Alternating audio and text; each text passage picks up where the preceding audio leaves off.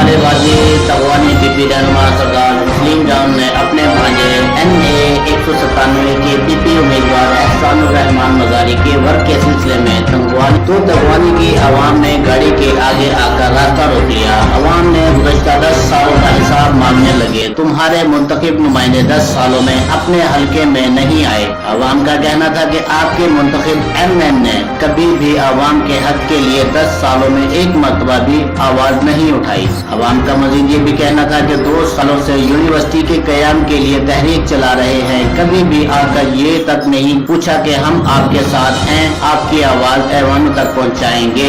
कश्मीर की आवाम का ये भी कहना था कि यूनिवर्सिटी सिटी मांगना हमारा जायज हक है, हम आपसे नहीं मांगेंगे तो किससे मांगेंगे। आपका हक बनता है कि हमारी आवाज को ऐवानों तक पहुंचाए।